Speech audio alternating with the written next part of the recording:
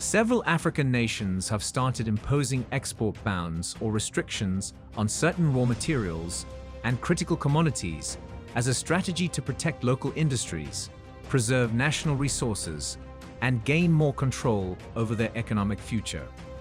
This move has become even more relevant in response to global trade pressures, including the tariffs introduced by US President Donald Trump.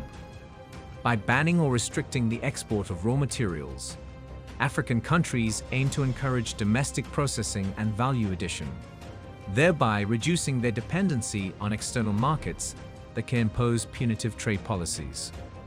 US President Donald Trump just introduced a new tariff policy imposing a minimum 10% tariff on all imports, with rates increasing based on a country's trade deficit with the US. This approach disproportionately affected poorer nations with limited imports from the US, leading to significantly higher tariffs on their exports. As a result, many African countries, which had previously benefited from trade agreements like the African Growth and Opportunity Act, found themselves facing economic setbacks. For instance, South Africa, which exports over $2 billion in automotive goods annually to the US, saw these exports subjected to a 31% tariff. This undermined the advantages previously enjoyed under the African Growth and Opportunity Act, making it harder for South African businesses to remain competitive in the US market. The South African government raised concerns that these tariffs effectively nullified the African Growth and Opportunity Act's benefits and stated that it would seek exemptions while also working to diversify its export markets. Similarly, smaller economies like Lesotho, which depend heavily on textile exports to the US, faced tariffs as high as 50%. These increases threatened industries that account for a significant portion of their GDP and provide employment to thousands of workers. If African nations were to respond with retaliatory tariffs on US goods, several economic and trade consequences could arise. First, higher tariffs on American products would lead to increased costs for imported goods, impacting both consumers and businesses that rely on US supplies. This could contribute to inflation and reduce the purchasing power of local consumers. Second, such measures could strain diplomatic relations between African nations and the US, potentially leading to a reduction in foreign aid, investment, and trade opportunities. Additionally, industries that depend on US imports for raw materials or technology could experience supply chain disruptions, slowing down production and economic growth. Despite these challenges, some African nations, such as South Africa, have opted not to retaliate immediately. Instead, they are focusing on negotiations for tariff exemptions while simultaneously exploring alternative trade partners. By strengthening economic ties with China, the European Union, and other global markets, African countries can reduce their reliance on US trade and minimize the impact of these tariffs. Ibrahim Traore, the leader of Burkina Faso, has been actively promoting local production as part of his broader vision for national sovereignty and economic independence. His government has taken steps to reduce reliance on foreign imports, encourage domestic industries, and develop self-sufficiency in key sectors such as agriculture, manufacturing, and energy. This approach aligns with a growing movement across Africa, where nations are seeking to break free from external economic pressures, including the new tariffs introduced by Donald Trump. One of Traore's major strategies has been investing in local agricultural production to reduce dependency on imported food. Burkina Faso has encouraged farmers to increase domestic grain, vegetable, and livestock production by providing subsidies, technical support, and access to local markets. By strengthening local food security, the country ensures that it is not vulnerable to global price fluctuations or foreign trade policies that could make imports more expensive. This is a crucial step, as Trump's tariffs could increase costs for food and agricultural imports from the US, making it essential for African countries to rely more on their own agricultural outputs. In addition to agriculture, Traore has promoted industrialization by encouraging the processing of raw materials within Burkina Faso. Instead of exporting cotton, gold, and other resources in their raw forms, where most of the profits go to foreign corporations, the government is supporting efforts to establish local processing plants. This not only creates jobs and adds value to local resources, but also ensures that Burkina Faso retains more of the wealth generated from its natural resources.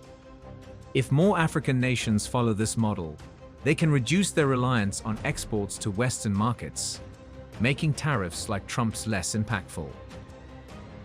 Traore has also emphasized the need for energy independence, recognizing that foreign control over energy supplies can be a major economic and political weakness.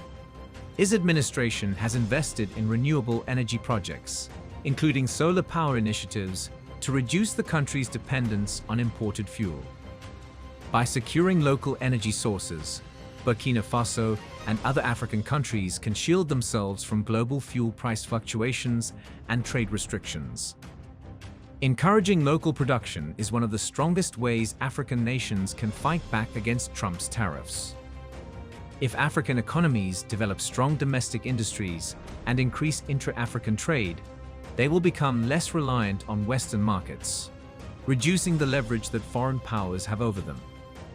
Furthermore, by focusing on manufacturing, agriculture, and energy independence, they can keep wealth within the continent and create jobs for their populations, leading to greater economic stability and resilience against external pressures. In the long run, Traore's push for local production serves as an example for other African nations.